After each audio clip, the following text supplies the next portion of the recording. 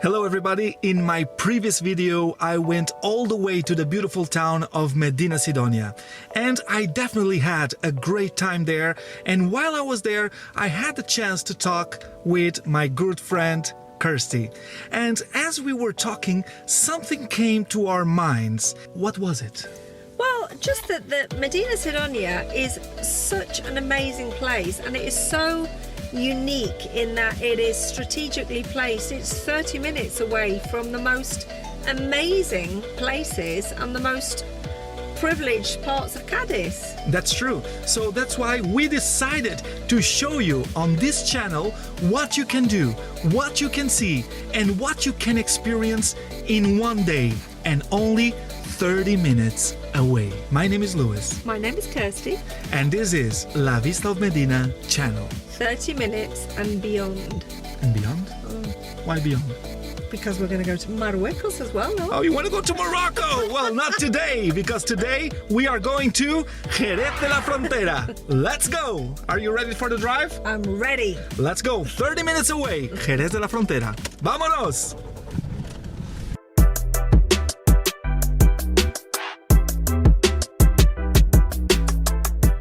So we're almost at Jerez de la Frontera, and my good friend here, she's driving like crazy, and she just said, Luis, we have to stop for a little bit. I said, but we need to reach the city center. Where do you want to stop? Well, the thing is, just as I was driving in, I saw this very sweet little old man selling like old-fashioned, they're like broomsticks, like what a witch would have. But I don't need a broomstick. Ah, but I do. All right. See? Because they are so fantastic for clearing the plaza outside, because they get in between all the old cobbles. But they're amazing, and not very many people make them. But you know you can have the modern ones at the supermarket, yeah, right? But it's not the same as some little gorgeous sweet old guy that sat at the side of the road selling brooms. So I'm sorry, this we is need like to stop. Compulsion. I have to buy things when I see it. Okay, so let's go buy a broom. Let's go shopping. First shopping of the day. She's not gonna take one, she's gonna take two. If he had four, I'd take four. This is the current situation. We have broomsticks on the ceiling. So we have arrived to our first stop. Here we are. And you haven't done much shopping yet. No, but there's still time. Very good. I'm good at speed shopping, don't worry. Right now we are at Arenal Square, Plaza del Arenal. This is a large rectangular space, the perfect place for a drink later on. Yeah, Not okay. now, it's too early. On its many terraces, and to watch the lively daily hustle. By the way, did you know that one of the incredible things about this square is that it was one of the old Andalusian Musara, and that later became, after the Reconquest, a place of battles. Oh, really? Oh yes, oh yes. Let me show you a little bit around the square, and maybe it would be a good idea for those visiting Jerez de la Frontera to go right there, under the arch, to the tourism office. No, Let's yeah, get a map. let's do it. Let's go.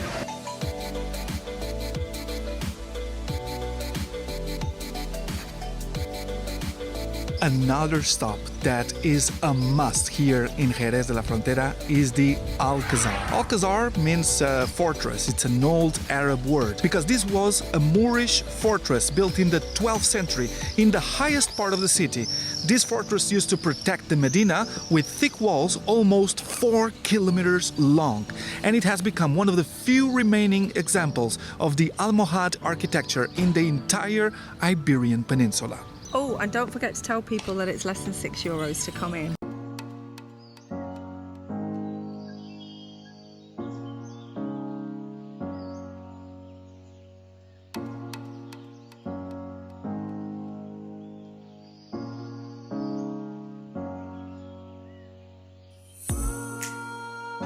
How was it? Do you know what? It's such a special place because it's hot, and to be in between all those beautiful trees and the shade, and the movement and the sound of the water. It's relaxing. And it's gorgeous. And It's all like the beautiful flowers. to run away from all the hustle and just find an oasis, Absolutely. yeah? It was just like a little perfect oasis in the middle of Jerez. Well, this was just the beginning because we still have plenty to see and Let plenty me to shop. do. That's what I want to know. Shops Will later there be on. shops? I will let you shop, but later on. First, we do the cultural bit, all right? Okay. I'll be patient. Okay, here we are, another location and not too far from the Alcazar. We're just right next to it. This is the Alameda, and I think Alameda is like, in English would be boulevard, yeah? Yeah, I think you'd call it a boulevard. And behind us, what can we see here, this lovely building? So behind us, we've got the González Bias bodega, the Tío Pepe bodega, which is the biggest one in Jerez. Probably the most famous one as well. Yeah, it is. It's the most famous one. And to be honest, for people that don't know anything about sherry and want a good introduction to the world of sherry, then without a doubt it is the best bodega to visit. It's a great bodega, and what's nice about this one is in the summer they do tours in the evening where you can finish off your trip with a little sherry, with some tapas, and they put on a flamenco show as well. I like that. So let's go.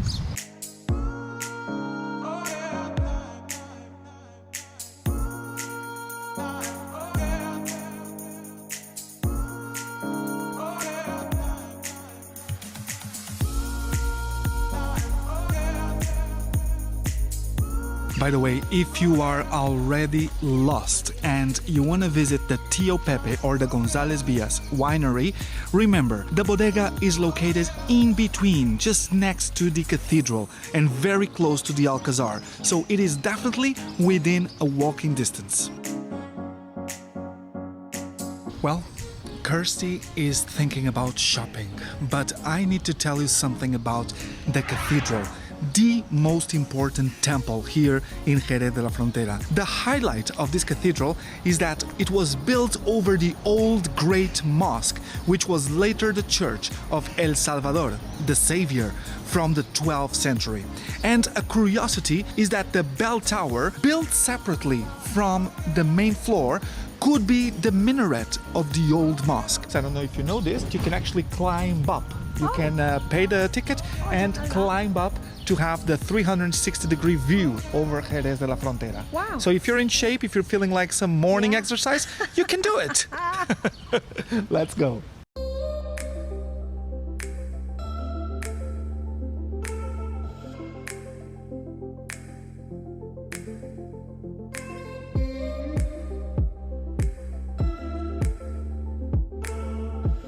Where's Kirsty?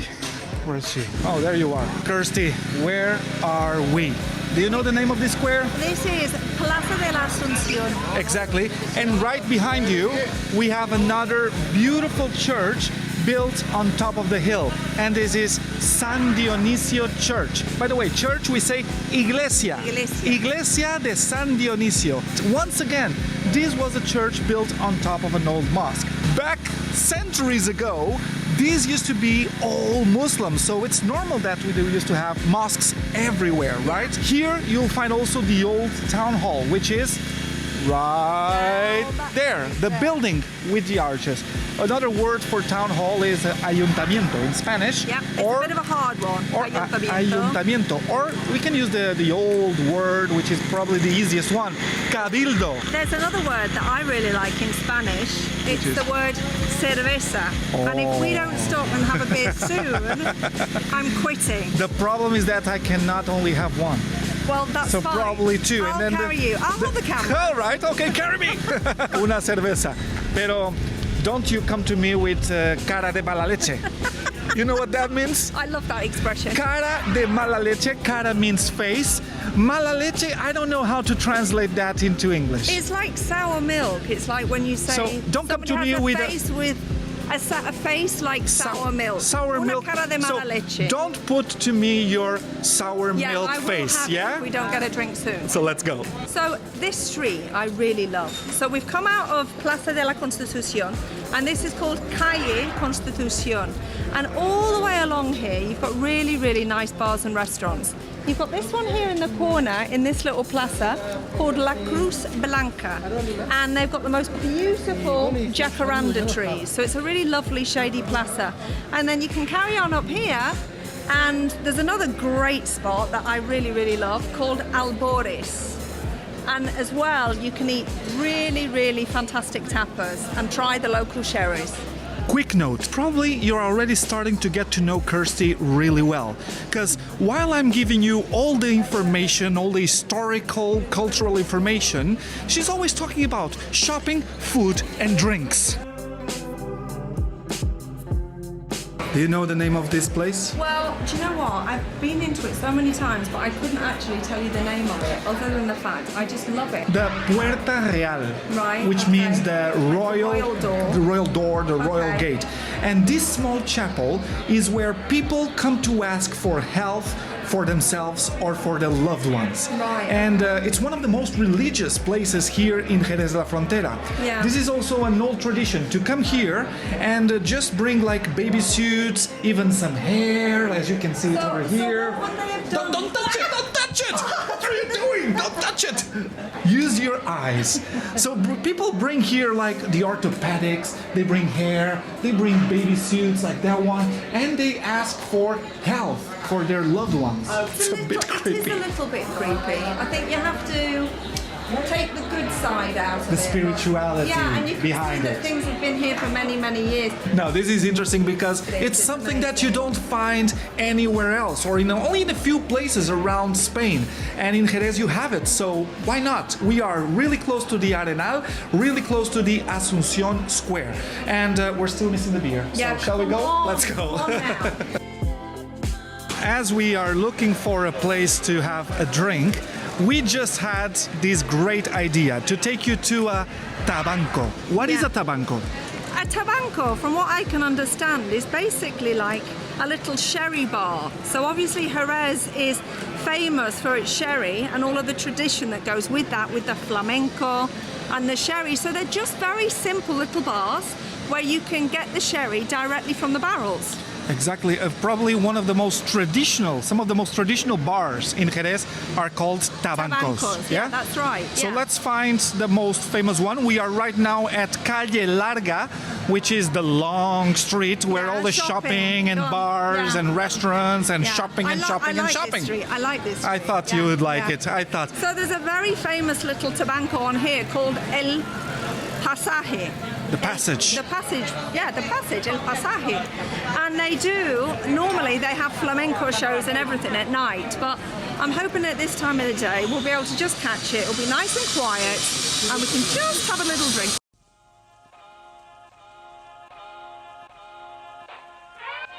Okay, I can see it, and it's literally. Oh. Let me see if this works. Percy, beer, sherry wine, beer. Quick look in here. You want to have a look? Let's have a look. There's no beer for me today. If the lady doesn't remember me, I won't buy anything. Let's see. If she remembers me, I will. She won't remember me for sure. She remembers. She remembers me, so that's it. I've got to buy something.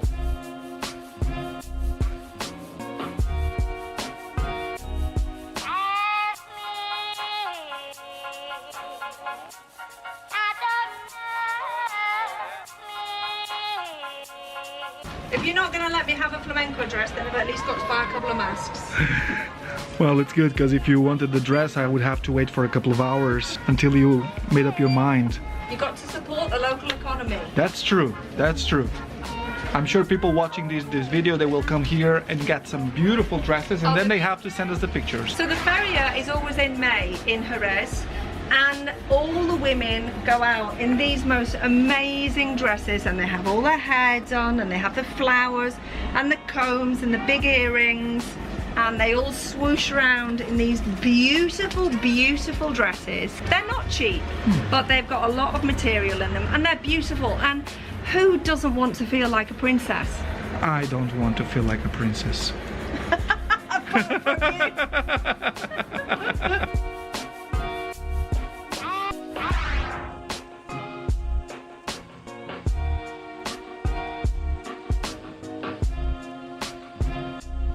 So we are drinking, and Kirsty wants to eat as well. But this is not lunch. This is just something to... Just a little tapita. Little tapa. And what did you ask for? So I ordered something really delicious that I think you'll really like. It's, What is it? Fried pork rind. Chicharrones. Chicharrones. So what I love about bars like this is that they're still so old-fashioned. Look, they've got the prices. Everything that you order from the waiter gets written down here in a little piece of chalk.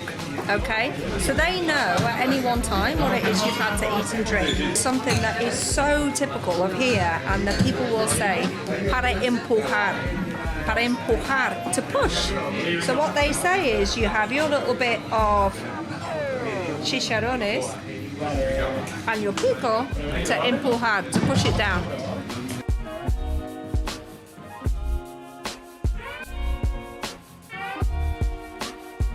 Okay, the drink was awesome. It was really good. It was good. It tastes really good. I'm better now. I've now got the happy face. Now we can continue, and this is paradise for you, isn't it? Paradise. Where are we? So we are now on the main shopping street in the centre of Jerez. So for me it's the perfect combination because I've got all the beautiful orange trees in front of me. I'm surrounded by bars and restaurants, and everybody's tapeando y tomando una cerveza, having a beer. And on top of that, we've got really lovely little shops.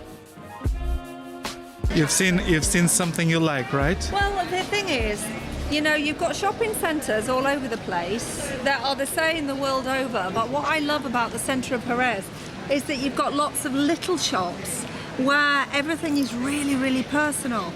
And in this place here, they make traditional hats that people would wear for horse riding, they'd wear during the feria. For special occasions. Jerezano, imposible. If I was smart, I'd find you a star, and we could be in love, lighting up the dark. But there's nothing I can do, I can never get to you. Go and let's walk to a traditional winery, a bodega, and let's have a look at it, yeah? You know they're going to mistake me for a local. Oh, for sure, for sure. That's how I feel, that you deserve better than me. So when you come to Jerez, there are three things that you absolutely have to see and that you have to understand about the culture. The first, and probably the most important, is the sherry. We've been outside one of the other big sherry bodegas, the Tio Pepe bodega, which is fantastic to give you a little bit of an introduction into what is the culture and the history of the sherry here in Jerez. But if you want to delve a little bit deeper, then get off the beaten track and try and find yourself one of the smaller bodegas.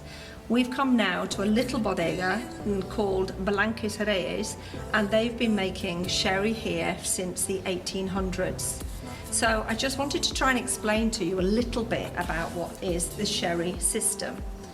First of all, in order for a sherry to be called sherry, it needs to come from one of three places. It needs to come from within what is known as the sherry triangle, which is Jerez, Sanlúcar de Barrameda y Puerto de Santa Maria.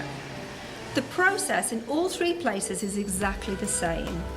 It is made, or the sherry is processed in these beautiful big sherry barrels. But to a Jerezano, or somebody from El Puerto de Santa Maria or Sanlúcar, there's a little bit of rivalry. If you have a dry sherry from Jerez, it is known as a fino.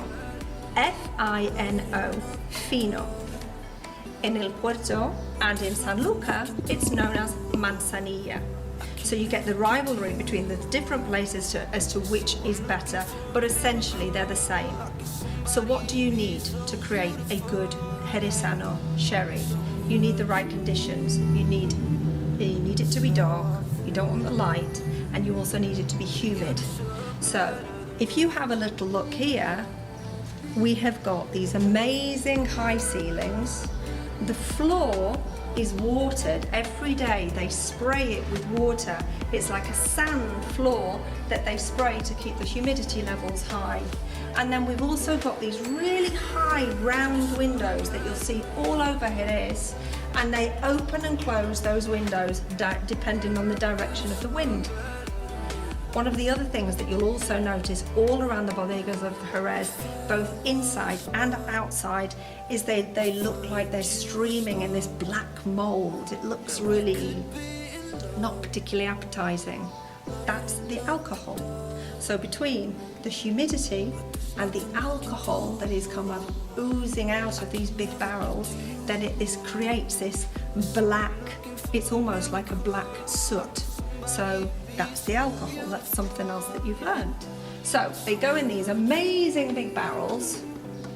In order to be a fino, it needs to be made with the white Palomino grape, and it will stay in here for a minimum of 2 years. Within the sherry world, you've got lots of different types of sherry. In the UK, we tend to know sherry as Croft Original and Harvey's Bristol Cream. Croft Original is probably the closest version of what is a fino or a manzanilla. That's what the Spanish exported to the UK as a dry sherry. The kind of stuff that you give your nana on Christmas Day. What a lot of people don't realise with sherry is that you need to treat your sherry like you would a wine. And that is to say, if you open a bottle, you need to keep it in the fridge and you need to drink it within a couple of days.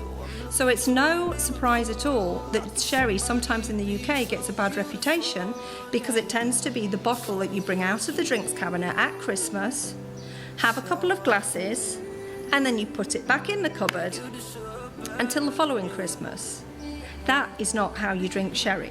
So here we get a little bit of an idea of how sherry is made.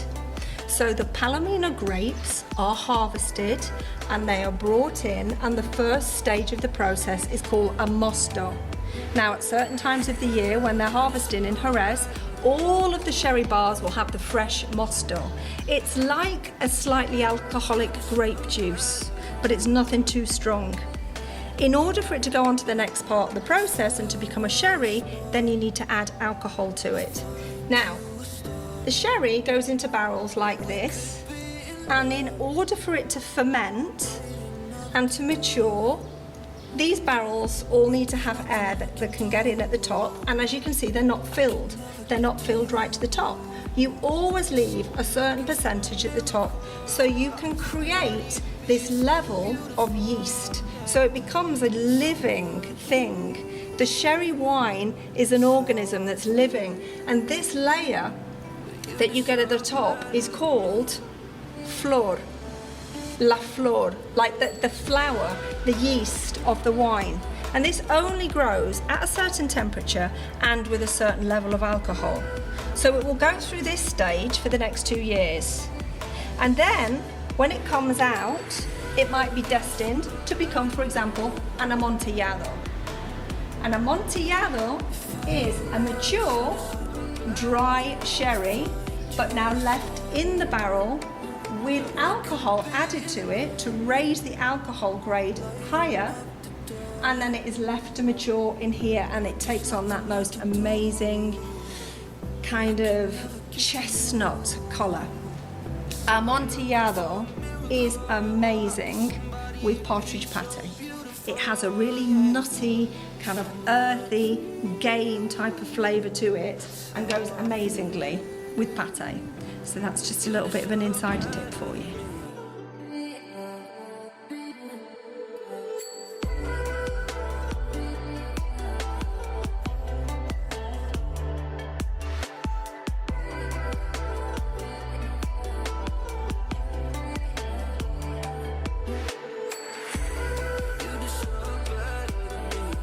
We could not visit a bodega without trying some sherry wine, right?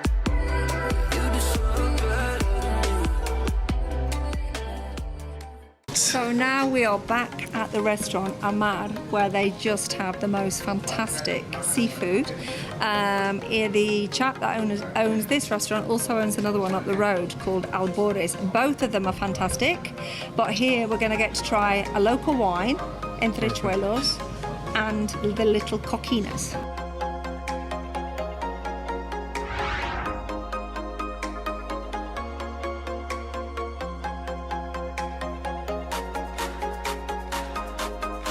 Probably a lot of people who are watching this video, they don't know this, but this is the first video we're shooting together, and the idea is to show everybody what can you do 30 minutes away from La Vista de Medina. Yeah? Exactly. And So- the whole idea is Medina, La Vista de Medina in Medina Sidonia. Medina Sidonia within the province of Cádiz is in such a fantastic strategic location. Within half an hour you can be in so many different places. So, you know, I thought what is better than me telling people the places you can go to and showing them on the map and then having to write everything down, if we can do a little bit of a visual diary so people can see what there is to see and to do in these fantastic areas within half an hour of Medina. It sounds perfect. So this will be the first one of many others. So you need to subscribe to the channel. You need to share this to all your friends planning to come to Spain and to the province of Cádiz. Because if you follow us, you're going to see options like Cádiz. You're going to see the beach. You're going to see the countryside. You're going to see a world of possibilities that you can do starting from Medina Sidonia. You know, we shouldn't eat on camera. Oh, she doesn't care. Cheers. Here's to the first of many videos. There you go. Cheers. Salud. Salud.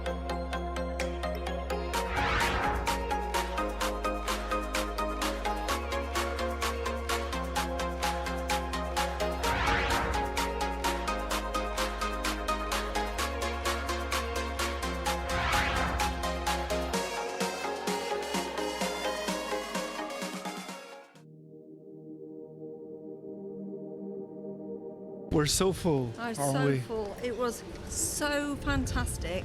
It was That really good. fish was amazing.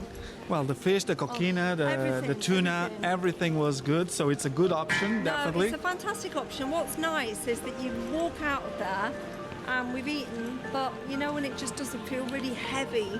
So I just want to show you a beautiful church that you find just down the street, and then we may pick up the car and Yeah. drive to a special place for you. I want to show you this beautiful church. We are at Santo Domingo Church, which was built in the 13th century. And look at Kirsty with a bottle of wine. She's all drunk now.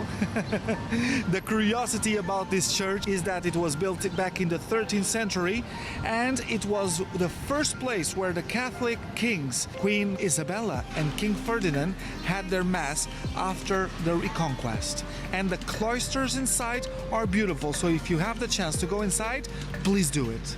And look at the tourist. Look at the tourist looking at the map. So we're back in the car.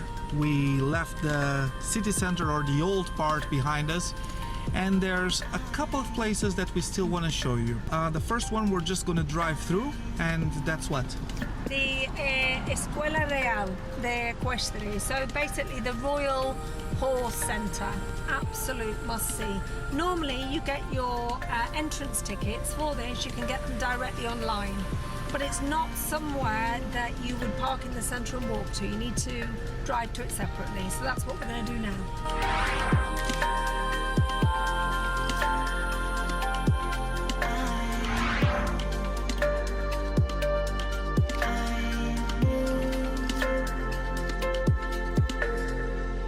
We have just arrived to Ontoria, which is again another oasis within the city. It's beautiful. I've heard so much about this place. I've never been, and I can see what the attraction is. You're surrounded by the most beautiful trees, lots of jacaranda trees again, which is my absolute favourite. You know, the Spanish absolutely love their cubatas. Yeah. A cubata is your gin and tonic or your rum and coke, but whereas the UK market, we tend to have a gin and tonic maybe before dinner, then people here tend to have a gin and tonic after dinner. Yeah, exactly. So you'd go for lunch or you'd go for dinner, and then you'd find somewhere like this and you'd sit down and relax, and you would have a very lovely gin and tonic. And it's quite a mix you have there, because you have the tea, you have the gin and tonic, and very I'm good. just gonna have tonic. Let me just tell you that I'm driving back to Medina, all right? It's a nice way to finish off.